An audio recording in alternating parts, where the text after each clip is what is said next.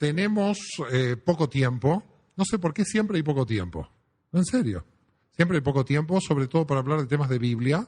Y yo, claro, realmente no es que me tengo que apurar, pero tengo que tratar de explicar un siglo donde yo presupongo que ya saben todo lo que sucedió en el siglo I, con lo cual estoy ante un problema. Es decir, si entro al siglo II, entiendo que saben todo lo que sucedió en el siglo I. Y entonces tengo que pensar de relacionarlo un poco con el siglo I para que nadie se pierda en todo lo que vamos a ver. En primer lugar, decirles que llamar cristianismo en el siglo I al movimiento judío que siguió a Jesús es un poco complicado, porque no sabemos realmente cuándo nació el cristianismo, pero si nació en algún momento, no tenemos una fecha de independencia, ¿no? Aquí creo que tienen el grito de Hidalgo de 1810, ¿no? Donde podemos decir que ahí empezó, o en 1821. Hay como fechas que marcan la historia. Tenemos un problema en el cristianismo porque no tenemos como la fecha de la independencia. ¿Okay? Es decir, no sabemos exactamente los investigadores cuándo alguien dijo soy cristiano, pero cuando alguien dijo soy cristiano y se sentía fuera del mundo judío, porque indudablemente podía haber muchos cristianos que sí podían decir soy cristiano o mesiánico, pero que todavía se sentían parte del pueblo judío, con lo cual la diferencia o la división era muy difícil de encontrar. Primero que todo, el primer punto, y es un punto que a mí me llevó toda la investigación, pero que vieron, yo creo, la entrevista. No sabía qué entrevista iba a pasar Yosef, para mí fue una sorpresa también, así que la tuve que escuchar del otro lado, porque dije, a ver qué va a escuchar esta gente. Así que desde atrás, yo oía la entrevista, y ustedes se dan cuenta que finalmente cuando desaparece Jesús de escena, los judíos que le seguían siendo judíos. No hay cristianismo cuando muere Jesús. Entonces, decir que Jesús fundó el cristianismo es realmente algo erróneo, porque los que le siguieron no se sentían creando ninguna religión. Ahora, entonces pasan los años, llegamos a Pablo, llegamos a la prédica de Pablo, la prédica de Saúl de Tarso. A mí me gusta llamarlo Saúl de Tarso. En general, a mí me gusta llamar por el nombre en hebreo a cada uno de estos, de los artífices de lo que luego se llamó el cristianismo. Y encontramos entonces a Saulo de Tarso, al que ustedes conocen como San Pablo, yendo sinagoga por sinagoga. Claro, cuando un cristiano lee los Hechos de los Apóstoles dice, pero San Pablo no iba a la iglesia. No, porque iglesias no había. Lo que había eran sinagogas, así que tampoco la iglesia cristiana existía en la época de Pablo. Por eso Hechos de los Apóstoles es la prueba de que capítulo por capítulo Pablo va sinagoga por sinagoga, Shabbat por Shabbat. Y aquí voy a decir algo muy importante, algo que ya es importante. Aunque vamos a llegar al siglo II, tengo que ir haciendo aclaraciones importantes. Imaginen que ahora esto que yo digo es mentira, es decir, que Pablo estaba creando una nueva religión y que estaba además idolatrando a la figura de Yeshua. Ahora imaginemos esa situación. ¿Un rabino lo hubiera dejado entrar a las sinagogas? La pregunta que uno se tiene que hacer cuando lee Hechos de los Apóstoles, ¿qué es? Pablo entraba a predicar que el Mesías era Yeshua en las sinagogas porque los rabinos de las sinagogas se lo permitían. Y si los rabinos de las sinagogas se lo permitían, es que nadie entendía que iba a crear una nueva religión. Esto es como si pasa ahora un señor testigo de Jehová, me invita a mí, que soy adventista, y seguro no me va a invitar, porque está fuera del grupo. ¿Queda claro? Sí, me puede invitar para comer, pero no para predicar, porque estoy fuera del grupo. Si a Pablo lo hubieran creído fuera del mundo judío, ¿ustedes se hubieran imaginado que los rabinos, sinagoga por sinagoga, a la que él iba cada viaje, lo hubieran invitado? ¿Por qué lo invitaban? Porque en verdad era un grupo mesiánico que querían escucharlo dentro del mundo judío. Ahí tenemos la prueba, la tienen en Hechos de los Apóstoles. Por lo tanto, claro, se puede leer Hechos de los Apóstoles pensando, él quería creer el cristianismo, pero yo les aseguro que si los rabinos hubieran creído que Pablo al entrar en la sinagoga se iba a crear una nueva religión y que de esa nueva religión además nos iban a perseguir, jamás lo hubieran dejado entrar a Pablo. Claro. Imagínense, yo como rabino lo voy a dejar entrar a Pablo y sé la historia posterior, y sé que me van a perseguir, y sé que se va a formar la iglesia, pero ni loco de encontrar a Pablo, porque al final va a ser, su movimiento se va a terminar siendo antijudío. Con lo cual, cuando yo leo Hechos de los Apóstoles, cuando alguien lee Hechos, ¿qué tiene que leer? Tiene que pensar, si Pablo entró en la sinagoga, no era solamente por judío. Pablo iba a predicar que el Mesías era Yeshua, y si lo dejaban entrar, los rabinos estaban de acuerdo en que un judío predique a Yeshua dentro de la sinagoga. ¿Queda claro? Y si dejaban entrar a Pablo para predicar el mesianismo de Yoshua, quedaba claro de que los rabinos entendían que podía haber muchos movimientos mesiánicos que buscaran la redención de Israel y que esto implicaba, era una prueba de que no se estaba formando una nueva religión. ¿Estamos de acuerdo? Así que me parece algo importante el siglo I en este punto. El segundo punto importante es el concilio de Jerusalén del 50, que es un misterio ese concilio, porque en ese concilio no hay ninguna persona que no sea judía. Así que, ¿cómo se explica a un niño cristiano de que el primer concilio de la iglesia eran todos judíos? ¿Ok? Porque todavía no había cristianismo. Porque lo que se está debatiendo en el concilio del año 50 es si los gentiles pueden ingresar o no. ¿Y de qué gentiles hablamos? De los que Pablo encontró en la sinagoga. Porque el problema que tenía Pablo era qué hacía con los gentiles que estaban en la sinagoga. Pablo quería de alguna manera llevar jurídicamente al mismo nivel a los judíos y a los gentiles que estaban dentro de la sinagoga. Y esto veía que estaba desequilibrada la situación. El estatus de los judíos, él los veía como privilegiados y el estatus de los gentiles como de segundo grado, de segunda parte. Y entonces dice, pero esto no puede ser.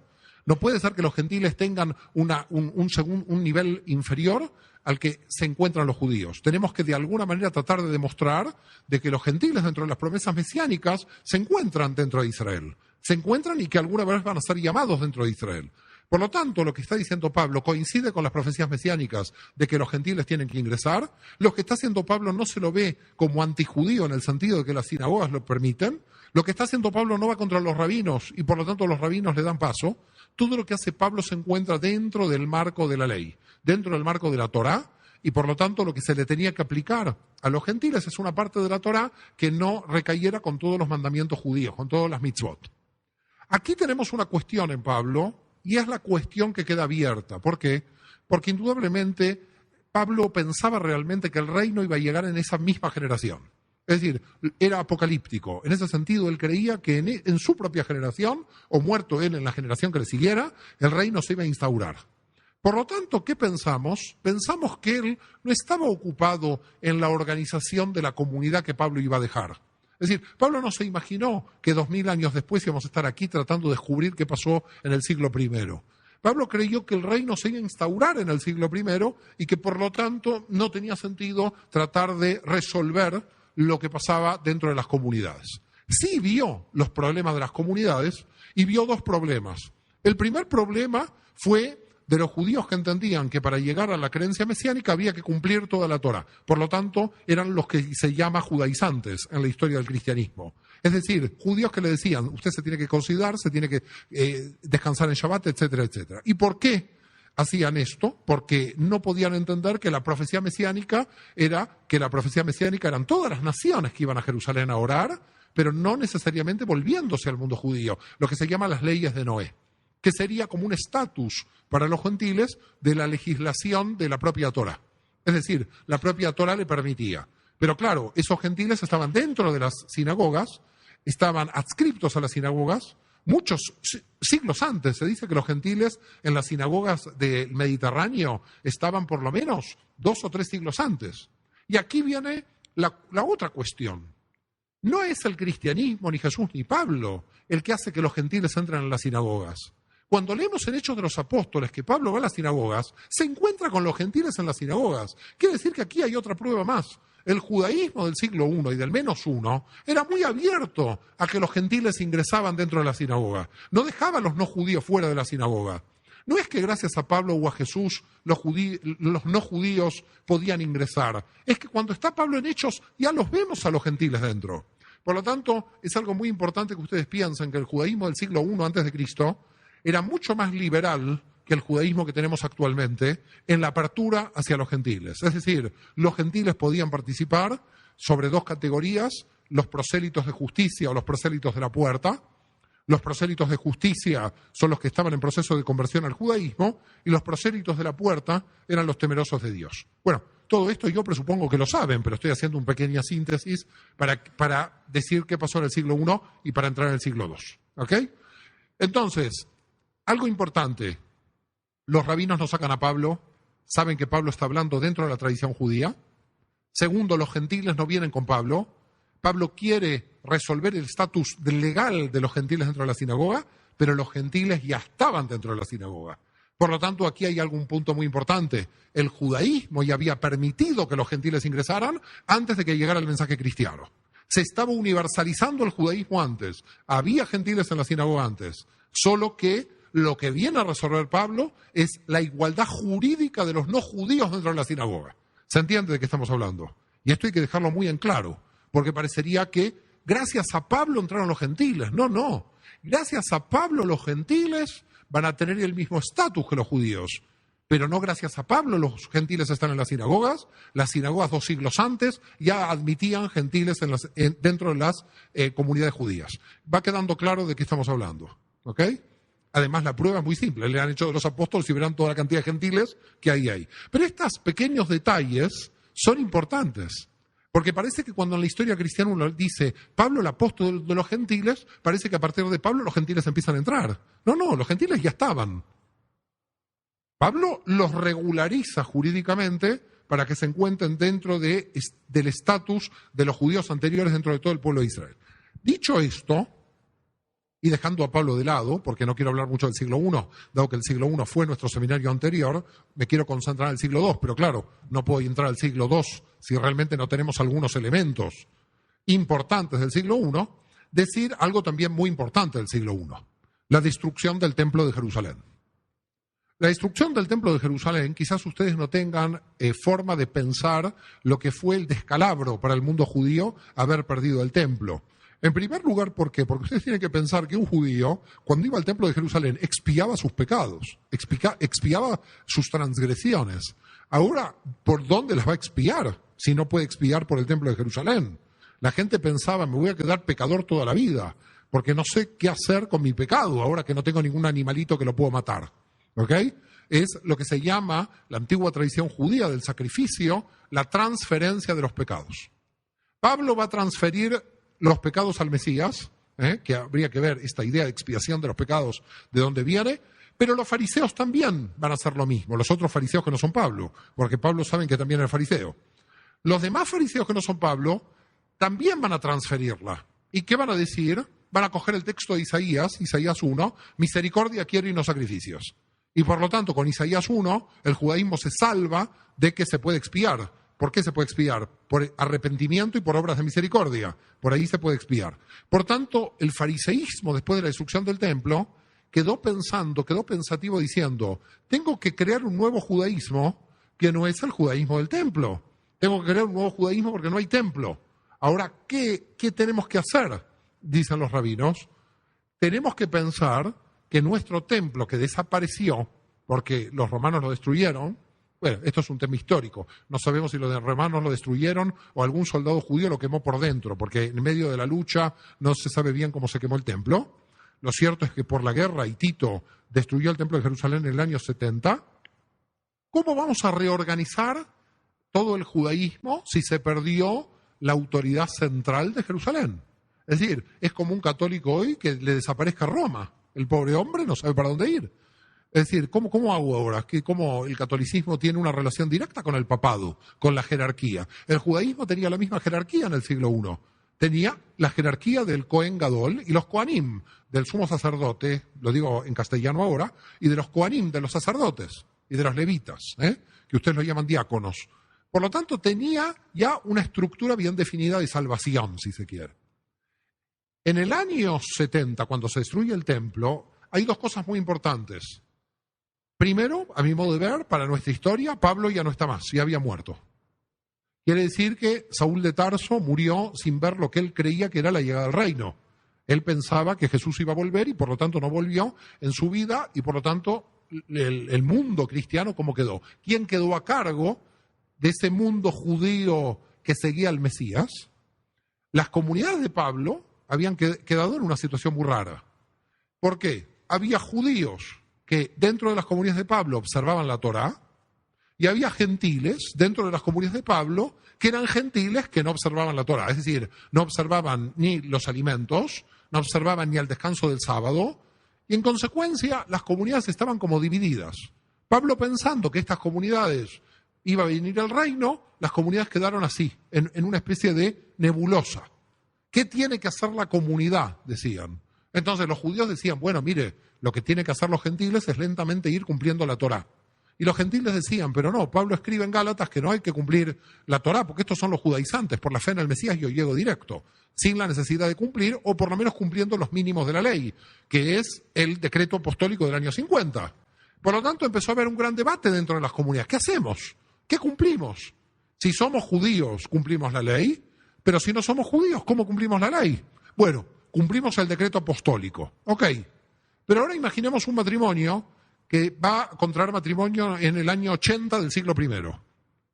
Hay una persona judía que conoce en la comunidad a una mujer gentil, o viceversa, como quieran poner el ejemplo. ¿Ok? ¿Qué van a hacer los hijos? Él cumple la Torá. Ella cumple solo el decreto apostólico del 50, no cumple toda la Torá.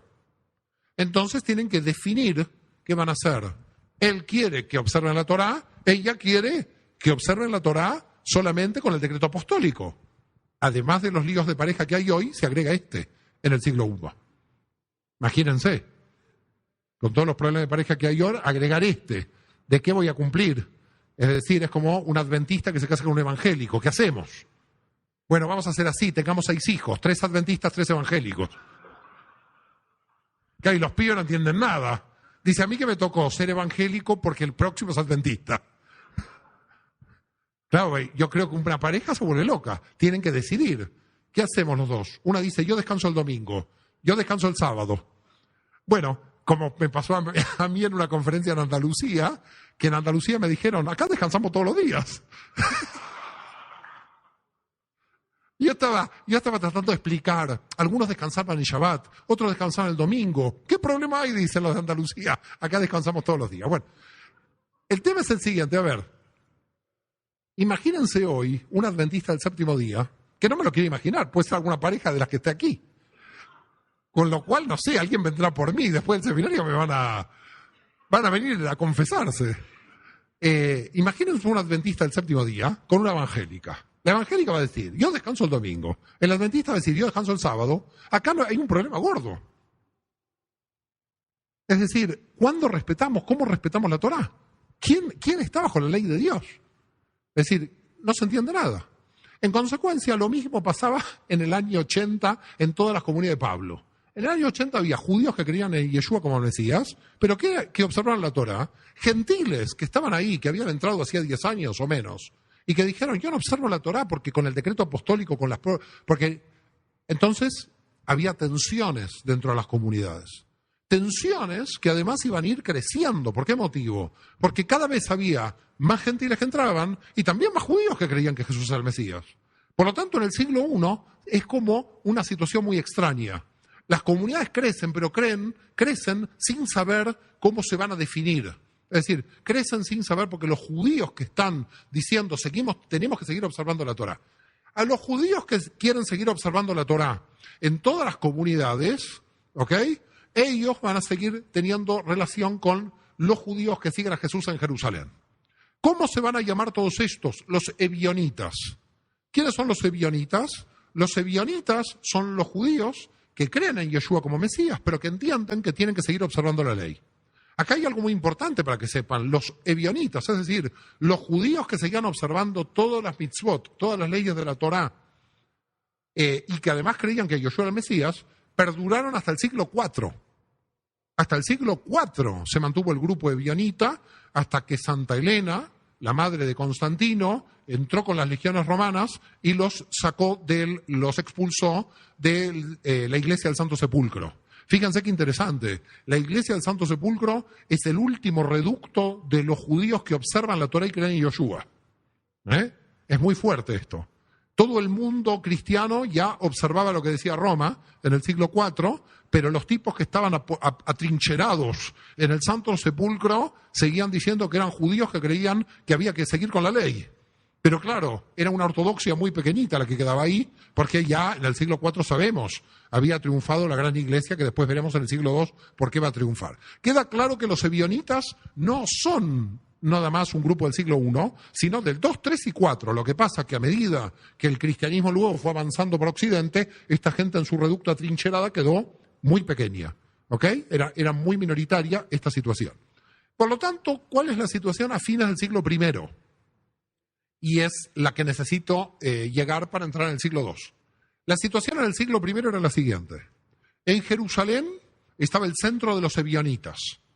Todos los obispos de Jerusalén eran todos judíos, todos observantes del sábado, todos observantes de la Torá, y este grupo ebionita aceptaba del Nuevo Testamento solo el Evangelio de San Mateo, el Evangelio de Levi ben Alfeo. Todo lo demás, ni las cartas de Pablo ni los demás evangelios admitían. Solamente admitían el Evangelio de San Mateo, que ustedes saben era el judío Levi ben Alfeo. ¿Estamos de acuerdo? Este grupo ebionita seguía en contacto con también grupos ebionitas de Antioquía, de Siria, algunos sobre todo del Asia Menor. Pero este grupo en la diáspora judía pierde fuerza. ¿Por qué? Por la cantidad de gentiles que siguen ingresando. La cantidad de gentiles que siguen ingresando en algunas sinagogas de las creadas por Pablo en aquellas comunidades ya son un 10 o un 5% de la población. Con lo cual, imagínense que a fines del siglo I, principios del siglo II, las comunidades creadas por Pablo de gente judía dentro era la minoría. Quiere decir que sucedió una cosa curiosa. En un siglo, los que fundaron la comunidad, que eran todos judíos, si ellos creían en Yoshua y dejaron entrar bajo la prédica paulina a los gentiles que también creían en Yoshua, en menos de un siglo había un 80%, un 90%, un 70% en muchas comunidades de población gentil. No todo era así. ¿Por qué motivo? Y ahora nos vamos centrando lentamente en el siglo II. No todo era así porque tenemos una información muy importante de Ignacio de Antioquía, de San Ignacio de Antioquía, que es una persona importante por lo que va a describir en dos cartas. ¿Ok? En la carta a los Efesios y en la carta a los Magnesios. Pero no es a los Efesios de Pablo, es a los Efesios de Ignacio de Antioquía. Por las dudas lo digo, ¿no? En varias cartas que San Ignacio de Antioquía va a hacer, Ignacio de Antioquía, ¿quién era? Era el jefe de la comunidad, podríamos decir, judío-mesiánica, si se quiere, de Antioquía. Pero en Antioquía hubo un gran problema en el año 80, porque en el año 80 quien dominaba la comunidad de Antioquía eran los judíos que observaban la ley. ¿Ok? Entonces, hasta el año 80 Antioquía estaba bajo el mandato, si se quiere, de Jerusalén, de los ebionitas. Pero en el año 80 aproximadamente, Ignacio de Antioquía toma el poder y empieza a darle al grupo gentil fuerza dentro de Antioquía. Por lo tanto, la primera comunidad que se va a independizar de la observancia de la ley de los ebionitas de Jerusalén van a ser los de Antioquía, que van a decir: nosotros venimos de la gentilidad, nosotros no observamos la Torá porque entramos por la no observancia de las 7 leyes de Noé del Concilio de Jerusalén del 50, y nosotros vamos a controlar la comunidad. Y los judíos quedan en minoría. Por lo tanto, Antioquía, entre el año 80 y el año 100, sería la primera comunidad, no donde hay mayoría judía, no donde hay entre judíos y gentiles una equivalencia dentro de las comunidades, sino donde en Antioquía los gentiles podríamos decir que, como toman el poder por primera vez y declaran que bajo todos los efectos la Torá no tiene observancia en Antioquía. Esto es muy fuerte. ¿Por qué motivo? Porque algunos le atribuyen a Ignacio de Antioquía, estamos hablando en el año 107, es decir, ¿cuántos años después de Jesús? Que murió el 7-8 de abril del año 30. En el año 107 estamos hablando 77 años después de la desaparición de Jesús, en la primera persona que en la historia va a decir: hay que abandonar el Shabbat, hay que abandonar el sábado. Quiere decir que, ¿qué tenemos? Los primeros seguidores de Jesús siguieron con el Shabbat. Pablo siguió con el Shabbat. Todos los apóstoles, los discípulos de los apóstoles, hasta el 107, hasta que dice: no, el Shabbat es judío, dice Ignacio de Antioquía, y quizás esto no habría que seguir. Lo que dice Ignacio de Antioquía no es ley para todo el mundo mesiánico. Es la primera vez que alguien va a dar este paso. Todo el mundo mesiánico no sabía qué hacer. Seguían observando la gran mayoría el Shabbat. ¿Qué va pasando en Éfeso? Porque esto es lo que pasa en Antioquía. Claro, para entrar en el siglo II tengo que contar comunidad por comunidad lo que fue pasando en cada comunidad. Jerusalén, ya sabemos, observancia total de la Torá de los seguidores de Yoshua. Así que ahí no hay problemas. Antioquía, los gentiles toman el poder, tampoco hay problema, porque ya va a ser gentil. Así que podríamos hablar que a finales del siglo I, lo que va a ser el cristianismo va a tener dos capitales. Jerusalén, que va a ser los ebionitas con la observancia de la Torá, y Antioquía, que va a ser, nosotros seguimos a Pablo, y Pablo nos dice que los gentiles no es necesario que observemos la Torá, y por lo tanto tomamos el poder de este modo. ¿Qué pasa en Éfeso y Magnesia? Ahora se llama Manisa, la ciudad. Es una ciudad cercana, muy cercana a Esmirna. ¿Conocen Turquía o ven, se acuerdan el mapa de Turquía? Bueno, hay muchos líos en Turquía ahora, así que está saliendo mucho en las noticias.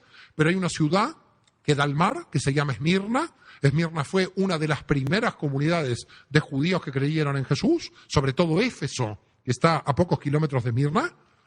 Y claro, Éfeso, Esmirna, ¿quién dominaba como obispo de Éfeso? Como obispo de Éfeso dominaba Timoteo.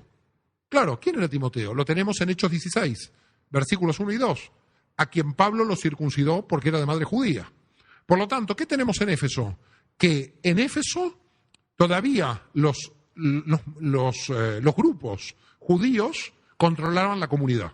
Todavía los gentiles no habían llegado de alguna manera a tomar el poder y en el 97, muerto Timoteo, ya los gentiles van a tomar el poder. Es decir, Éfeso con Timoteo estaría cercana a las posiciones de Jerusalén, pero desaparecido Timoteo ya no, porque otra vez los gentiles toman el poder. Y ahora vamos al centro neurálgico donde se desarrolló la división tajante de judaísmo y cristianismo, que es Roma.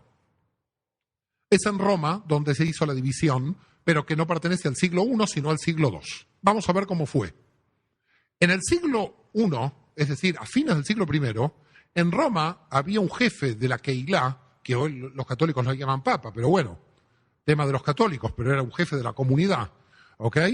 Ese jefe de la comunidad es San Clemente Romano, así se lo llama en el Santoral, es Clemente Romano, no hay que mezclarlo con Clemente de Alejandría, hay dos Clementes, por las dudas lo digo. Clemente de Alejandría es un filósofo cristiano del siglo II, Clemente Romano es jefe de la Keilah, de la comunidad mesiánica, en el año 90.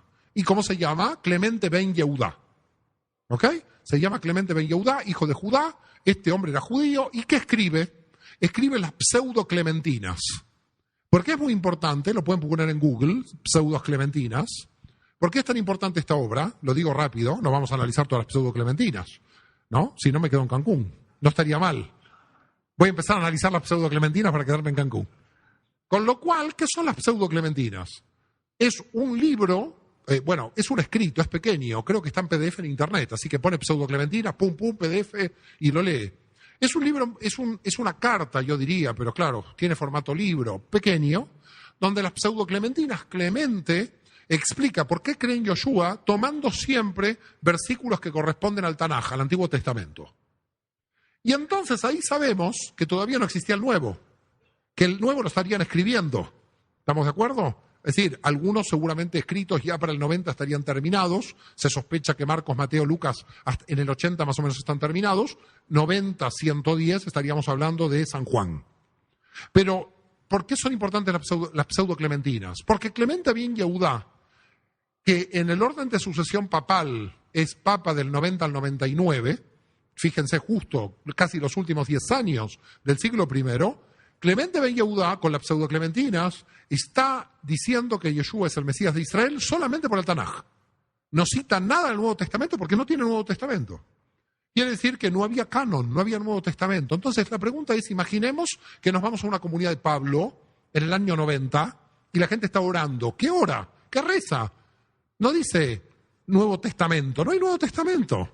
¿Estamos de acuerdo? Lo que reza es lo mismo que todo el mundo judío, está rezando la Biblia, solamente que en alguna comunidad leerían alguna carta de Pablo. Seguramente que en Roma leerían la carta a los romanos de Pablo, pero en Éfeso no leerían la carta a los romanos de Pablo. En Éfeso leían la carta a los romanos a los efesios.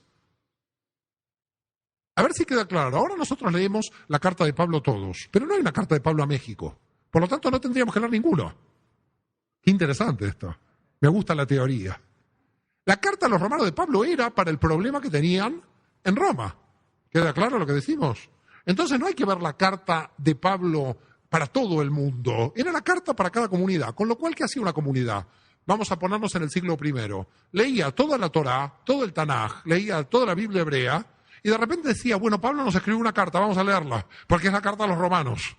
Nos la envió Pablo. Entonces la leían. No es que leían en Galacia la carta a los romanos. Para Galacia era la carta de Gálatas.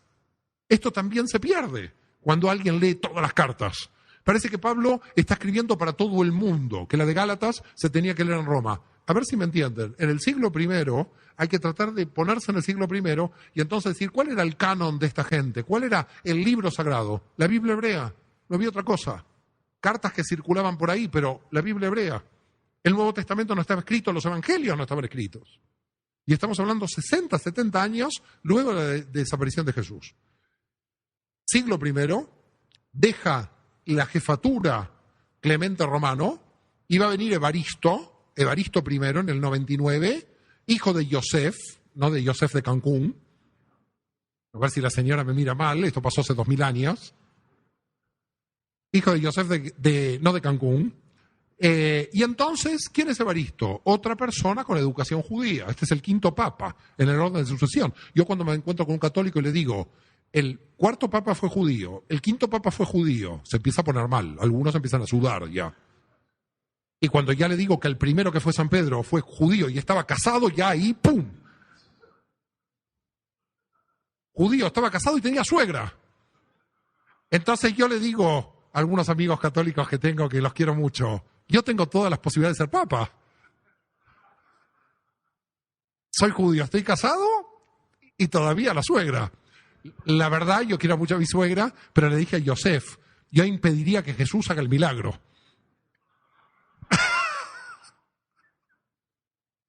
Muy bien. Yo creo que por eso lo negó 3 veces.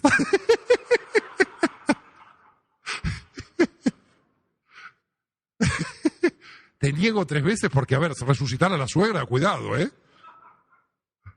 Yo niego 8, no 3.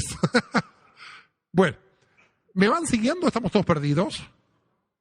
¿Me van siguiendo? ¿Quieren estar en la playa? Pobre, algún joven de los que está aquí puede ir a la playa. Yo sé que alguno puede estar aquí obligado por sus padres, pero el honrarás a tu padre y a tu madre no es tan terrible. Hay una persona que quiere hacer una pregunta. ¿Qué hacemos? Hay una persona pobre, tiene cara de bueno. Me dicen que al final. Perdón, aquí está el Sanedrín que... Bueno, seguimos.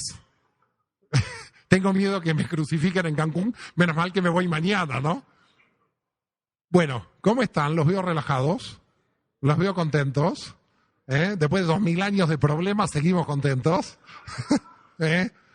Bueno, fin del siglo I.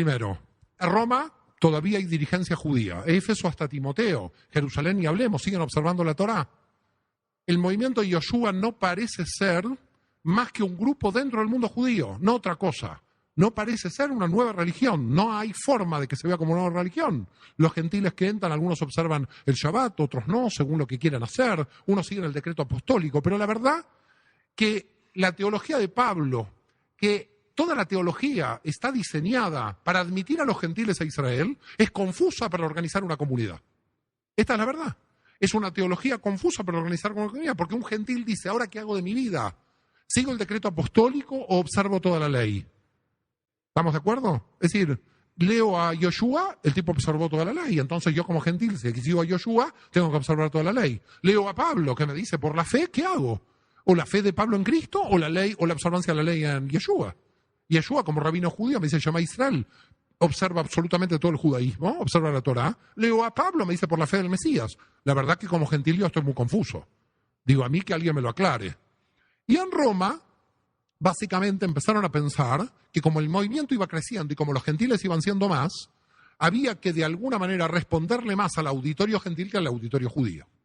Pero sobre todo hay un punto importante del siglo I, que en el siglo II se va a radicalizar. ¿Y cuál es? La guerra judía contra Roma. Porque en la guerra judía contra Roma, esto a estas comunidades las afecta. Imaginemos la siguiente situación ahora. Siempre tengo que ir al siglo I a imaginarme alguna situación para tratar de entender toda esta situación del siglo I. Imaginemos que hay una hija de un centurión romano que cree que Yoshua es el Mesías, gentil, y entra en una sinagoga judía. Conoce un muchacho judío, se van a casar. Le avisa, papá, me voy a casar. ¿Con quién? Con un judío, con un rebelde de Judea. Con los tipos que están en contra del Imperio Romano. ¿Cómo es posible esto? A ver si me siguen lo que está pasando aquí. Los gentiles que ingresaban eran griegos y romanos, sobre todo en Roma, romanos y en otros sitios ya gente no romana pero romanizada, que ya estaba dentro de la cultura romana. Y esta gente romana o romanizada había luchado contra Judea en la guerra de independencia de Judea. Es decir, sucede algo muy importante en el siglo I. La teología de Pablo, el pensamiento de Pablo es judío universal. Por las profecías mesiánicas quiere hacer ingresar a los gentiles.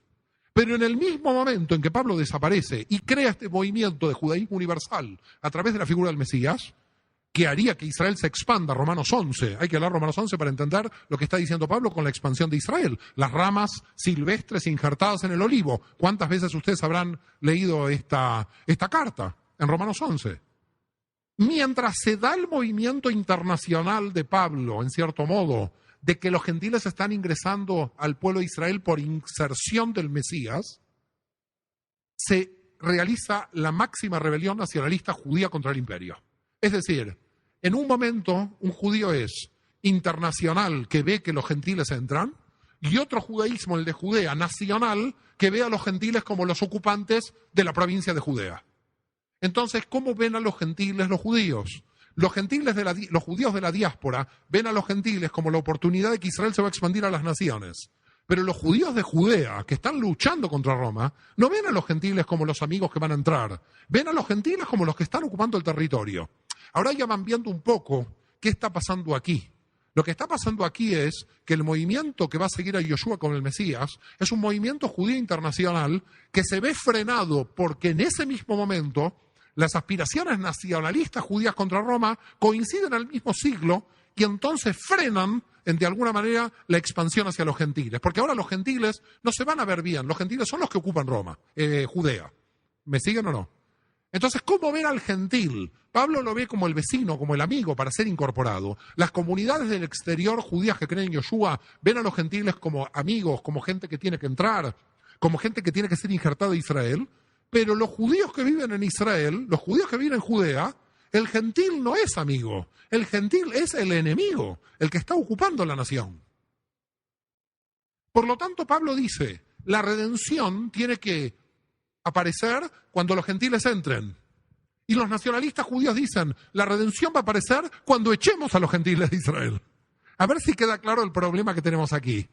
Los nacionalistas judíos dicen, el reino va a llegar cuando el pueblo de Israel expulse a los romanos, que son los gentiles. Y Pablo dice, el reino va a llegar cuando los gentiles entren en Israel. Es como dos visiones completamente diferentes. ¿Se entiende? Y esto sucedía en el siglo I. Estas serían las discusiones familiares del siglo I. Quizás mucho más difíciles que Peña Nieto.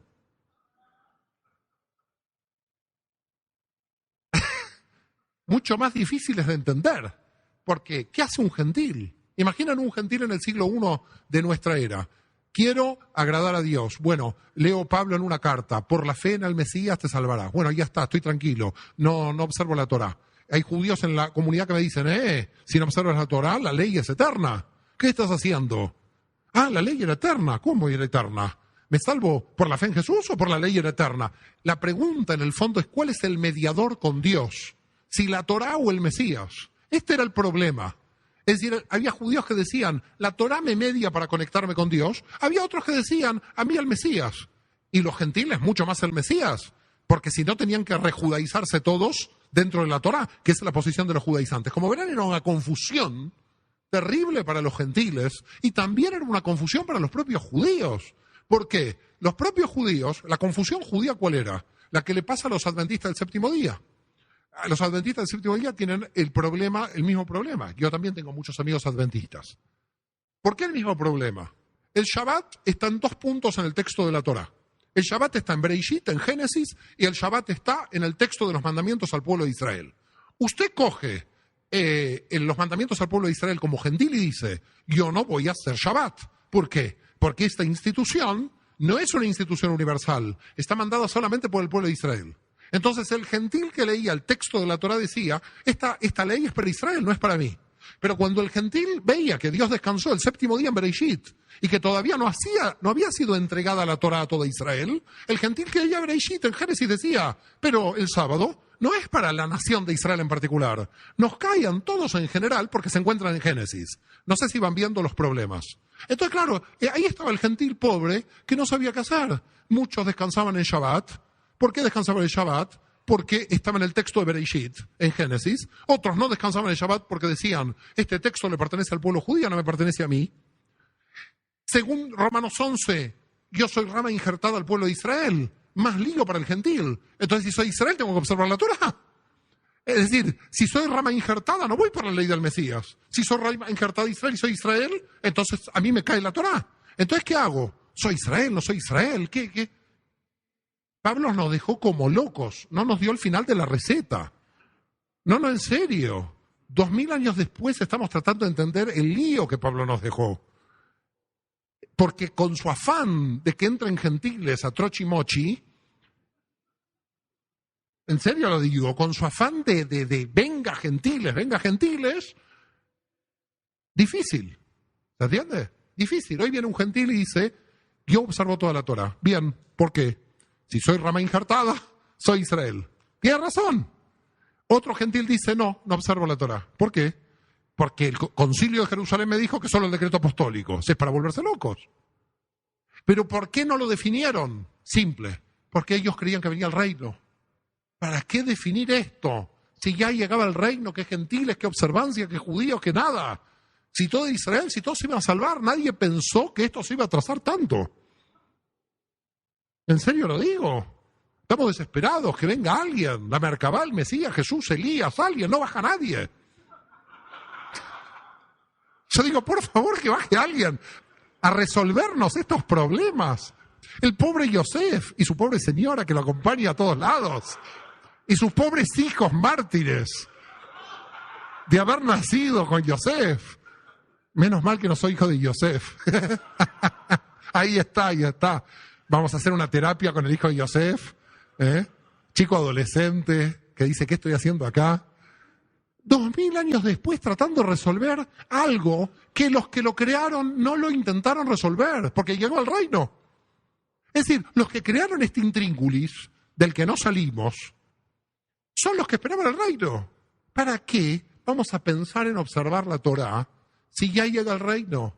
¿Quiere usted seguir la Torá? Siga. ¿Quiere comer esto? Coma. ¿Quiere? No moleste a nadie, dice Pablo, capítulo 14, 13 y 14 de Romanos. Que el que come no moleste al que come y el que no come, porque ya llega el reino, ¿qué importa lo que se come? ¿Estamos de acuerdo? Ya llega el reino, pero el reino empieza a tardar. Empezamos todos a sudar. A los judíos no nos llega el Mesías, a los cristianos no les vuelve. Menos mal que está Yosef aquí, que cayó en Cancún.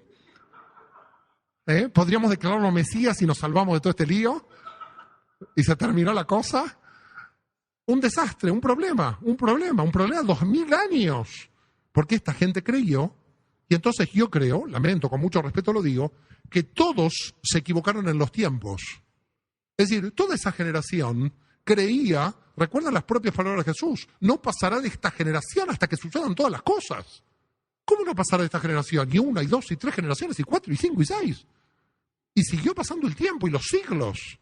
Ellos estaban deseosos que llegara el reino. Como dice el padre Loisy, un padre católico excomulgado por León XIII, esperábamos el reino, pero llegó la iglesia.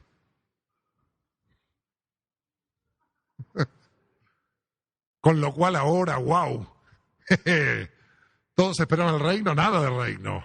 Ahora vamos a ver lo que viene. El que tiene que administrar el chiringuito durante 2000 años, porque el reino no llegó. Si el reino no llegó, ¿qué hacemos? Ni el Mesías judío, ni la parusía, ni... Bueno, ¿qué hacemos? Estamos en el aire. Y el gran problema fue el siglo II. ¿Cuál fue el siglo II? El siglo II fue el primer siglo donde los judíos que seguían a Yoshua entendieron que Yoshua iba a tardar mucho. Que esto no iba a llegar tan rápidamente. Algunos en medio del siglo II, no crean, pensaron que Jerusalén volaba de los cielos y bajaba, que fueron en el año 170 lo que se llamó los montanistas, con Montano, no sé si conocen, lo ponen en Google, lo van a conocer. Montano era un hombre que dijo que en cualquier momento bajaba la Jerusalén celestial. Porque claro, estaban desesperados, tenía que llegar al reino. Miles de cristianos siguen a Montano a las montañas Y se mueren ahí de hambre esperando días y días, no llega ninguna Jerusalén celestial y fracasa el movimiento.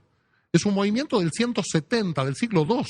¿Por qué puede aparecer un movimiento en el siglo II de estas características? Porque estaban deseosos de que llegue el reino, porque había una apocalíptica, porque decían, se tiene que terminar. Y por eso mucha gente también dejaba de tener matrimonio. Porque ¿para qué nos vamos a procrear si llega el reino? Se termina todo. En el Talmud dice, cuando llegue la era mesiánica, no habrá comida ni bebida. Es decir, viviremos desde el punto de vista espiritual. No habrá materia, no viviremos relacionados con la materia. Eso será la era mesiánica, desde el punto de vista del Talmud. Con lo cual, claro, los mismos judíos que fundan este movimiento también creen lo mismo.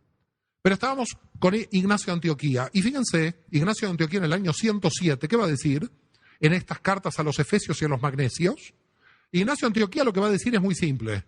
No se peleen más ni en Magnesia, en Manisa, se dice Magnesia o Manisa, es lo mismo, en Turquía, y no se peleen más en Éfeso. ¿Por qué se están peleando?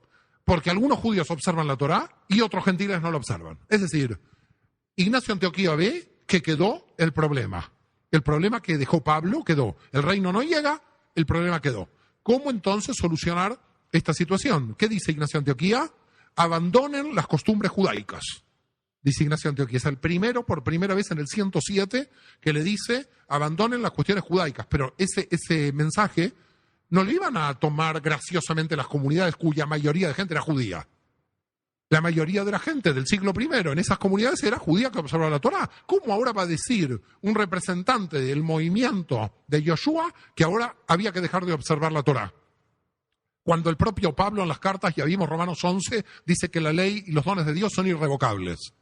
Quiere decir que lo que está haciendo Ignacio de Antioquía ya está yendo contra la teología de Pablo. Y pensemos que históricamente él nace de una comunidad paulina, pero son los gentiles que empiezan a tomar control del movimiento. Y esos gentiles que empiezan a tomar control del movimiento tienen que empezar a desplazar lentamente a las autoridades judías o a la tradición judía o a la ley o a la Torá de todas las comunidades. Lentamente es esto. Ignacio de Antioquía dice esto en Antioquía, pero no es válido hasta que realmente empieza el proceso de corte o el proceso de ruptura, y ese proceso de ruptura consciente, de alguna forma, lo va a hacer Roma. ¿Y por qué lo va a hacer Roma? Porque el primer movimiento se va a dar entre el 114 y el 117. Vamos avanzando, como verán, lentamente, en el siglo II. Ya dijimos, San Ignacio de Antioquía en el año 107. Les estoy avanzando ordenados para que ustedes puedan ver la ruptura. Y Ignacio de Antioquía es muerto, crucificado por los romanos, y desaparece de escena. Y viene la rebelión, la segunda rebelión judía, del 114 al 117, que se llama Milhamot Galuyot, las guerras de los exilios, de las diásporas. ¿Por qué? Porque sucede una cosa muy fuerte y que a mi modo de ver va a marcar de que aquella persona que creía en Yoshua dentro de las comunidades y que sobre todo provenían de los gentiles, esta gente va a decir hay que tratar de independizarse del judaísmo. Estamos dentro del judaísmo, pero es como un partido político, no sé cuál aquí, el PAN, el PRI, no sé cuál, donde hay algunos que digan de aquí nos vamos. ¿Estamos de acuerdo? Éramos del PAN, pero ahora, ¡pum!, nos vamos, nos escindimos. Por ahora los tenemos dentro. ¿Estamos de acuerdo? Por ahora no se escinden. Pero ¿qué plantea la Segunda Guerra del 114 a 117 contra Trajano? Plantea la siguiente situación. Mientras Trajano con las legiones romanas avanzaba contra los partos eran los que ocupaban la actual Irán o Persia de aquella época, ¿qué es lo que sucede?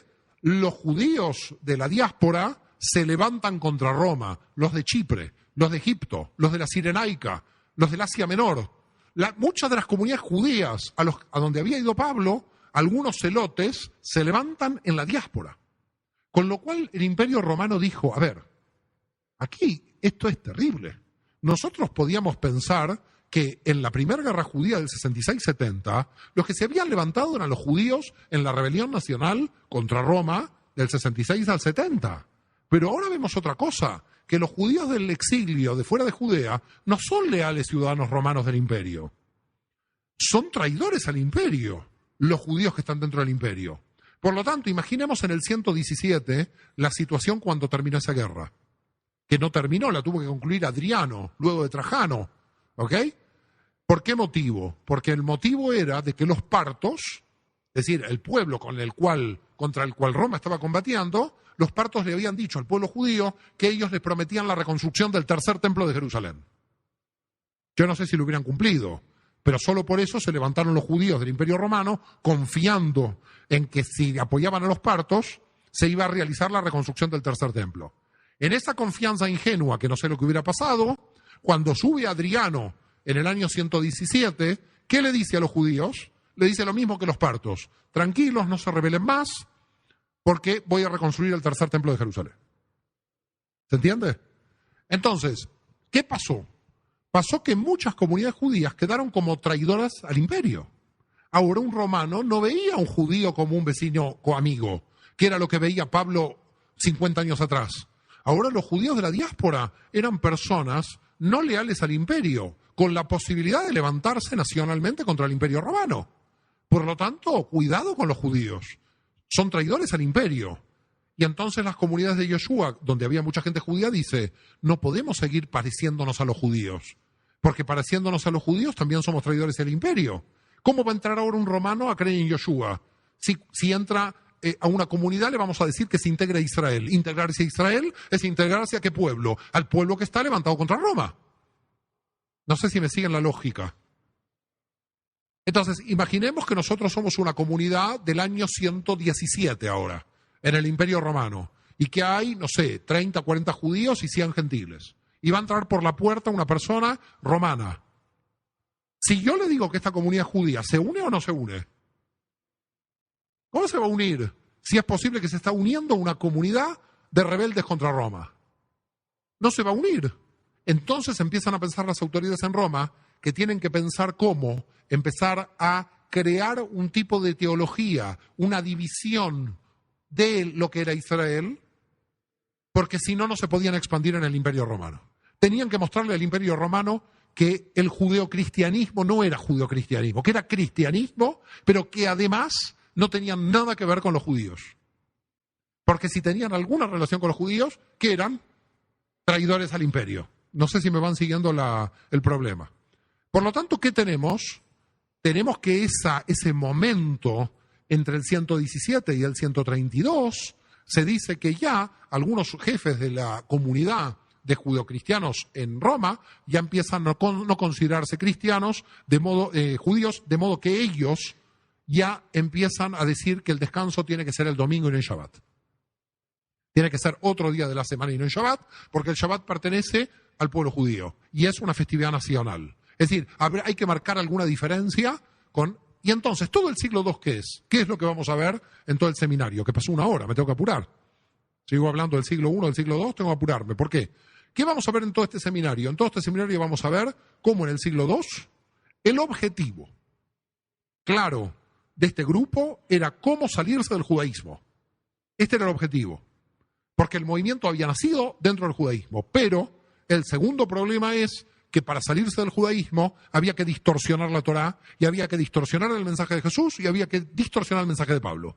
Es decir, el problema para salirse del judaísmo era que para crear una nueva religión, lo que había que hacer era manipular y distorsionar tanto a Pablo, tanto a Jesús y como el Antiguo Testamento. Si no se hacía esta distorsión, no se podía crear una nueva religión. Seguían dentro del judaísmo. No sé si me entienden. Pero era más importante para las autoridades romanas la expansión del movimiento religioso que la distorsión o no distorsión del texto. Porque en el texto que tenemos, que se tiene que descansar en Shabbat, que se tiene que realizar el descanso del sábado. ¿Qué está diciendo este grupo? Que ahora va a aparecer el domingo. ¿Dónde está el domingo? En el texto. Ni en el antiguo, ni en el nuevo. Luego del Shabbat se reunían para orar. El primer día de la semana, lo cual, si en el Nuevo Testamento aparece primer día de la semana, me están diciendo que está luego del Shabbat. Y nos reunimos luego del primer día de la semana para orar. Y Pablo no se iba el primer día de la semana porque oraba con la comunidad. ¿Por qué Pablo no oraba? ¿Por qué motivo Pablo se quedaba un día más luego de la comunidad? Puede haber un motivo económico, probablemente, en que Pablo y algunos se quedaran ahí. ¿Por qué motivo? Porque ustedes saben que en el mundo judío no se puede tocar dinero en Shabbat. Por lo tanto, ¿qué hacían? La colecta era el primer día de la semana. para financiar el movimiento? Claro, lo hacían el primer día de la semana por observancia del Shabbat. Si ellos estaban cuidando el Shabbat, no podían hacerlo otro día. Así que, señores, la colecta dominical vuestra es porque los judíos no podemos tocar dinero en Shabbat. ¿Estamos de acuerdo? Otro día sí, pero no en Shabbat. Hay un chiste buenísimo de un rabino. Lo voy a contar. Este chiste lo voy a contar. No me acuerdo si me lo contaron en Jerusalén o no. Está caminando el rabino y ve un billete de 500 euros. Es Shabbat. No puede tocar. Está desesperado. ¿Qué hace? Milagro de Dios. Justo alrededor del billete dejó de ser Shabbat.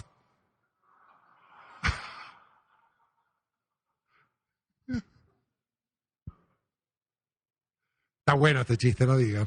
Ya vamos a contar algún chiste católico a ver si se ríen así. Voy a contar un chiste cristiano a ver si... Acá con el chiste judío están contentos. Es cada chiste cristiano que... Bueno, estamos entonces en el año 132, ¿ok? Dice el señor Akiva, Rabí Akiva, ahora apareció el Mesías. ¿Qué pasó? Es Bar Kokhba. El general Bar Kokhba, el general judío, es proclamado Mesías por Rabí Akiva. Y empieza la tercera guerra contra Roma. Si no había primera, la tercera es la vencida. ¿Ok? Bueno, y fue vencida, porque luego no quisimos tomar las armas durante un tiempo largo, la gente judía. Entonces, ¿qué pasó con la rebelión de Bar Kokhba? Dijo Rabí Akiva, Bar Kokhba es el Mesías de Israel. Aquí hay un caso curioso. Nadie en el judaísmo excomulgó a Rabí Akiva. A ver si queda claro esta situación. Rabí Akiva es un rabino estudiado en la tradición judía. Se supone que una persona que declara a un falso Mesías tendría que haber sido excomulgada. No, Rabí Akiva se equivocó. Y entonces, ¿qué pasó con los judíos que siguieron a Yeshua como Mesías? ¿Por qué motivo no están dentro de la historia judía? Hubieran estado si no se hubiera creado una nueva religión. Probablemente.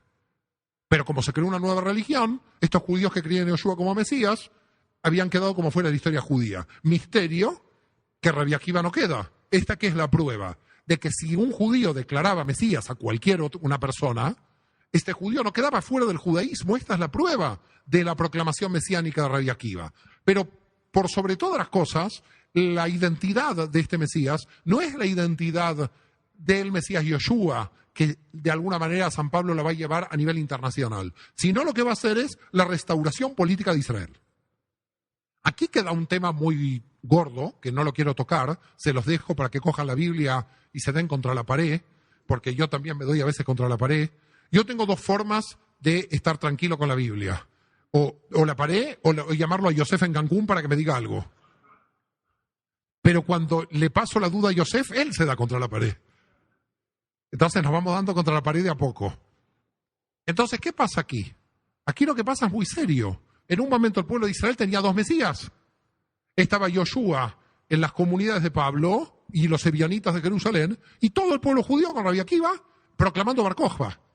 A falta de uno teníamos dos. Ahora esperamos uno, aunque sea, que no baja. Ahí había dos, Bar Kokhba y Yeshua. A ver si queda claro. En términos de mesianismo, cuando Rabí Akiva dice que Bar Kokhba es el Mesías, lo que está diciendo es que nosotros ya pensamos que el Mesías ha llegado. Por lo menos en Bar Kokhba, no que lo estábamos esperando. Pero ¿qué pasa con esta guerra? Del 132 termina en el año 135. La tercera guerra judía también es derrotada. Y por lo tanto Adriano gana y no quiere saber más de los judíos. No quiere que ni le nombren los judíos a Adriano. Porque murieron muchísima cantidad de divisiones, perdió Adriano en esta guerra. Se dice que perdió como 5 o 6 legiones. Estamos hablando de 60.000 soldados. Y del lado judío, 580.000. Murieron aproximadamente, según el historiador romano Dion Casio. Y así fue una masacre, una carnicería. Y la verdad que Roma quedó no debilitada, pero sí tocada, porque fue una guerra muy fuerte. Judea aniquilada. Y entonces él dijo que no se escuche más el nombre de Jerusalén, y se le puso a la ciudad el nombre de Aelia Capitolina, que no se escuche más que ese templo es el templo de los judíos, ese templo lo vamos a dedicar al dios Júpiter, y puso al dios Júpiter en el templo de Jerusalén. Hay algunos judíos en Jerusalén que dicen que en el Gólgota está ahí, algo pasó con un tal Yoshua, ahí ponemos el dios Mercurio. Así que gracias a que Adriano marcó con el dios Mercurio sabemos el Santo Sepulcro. Una cosa interesante. Nosotros sabemos dónde está el Santo Sepulcro porque Adriano metió al dios Mercurio ahí. Entonces, el tipo metió al dios Júpiter en el templo, el dios Mercurio en el Gólgota, en el Gólgota, en el Gólgota, en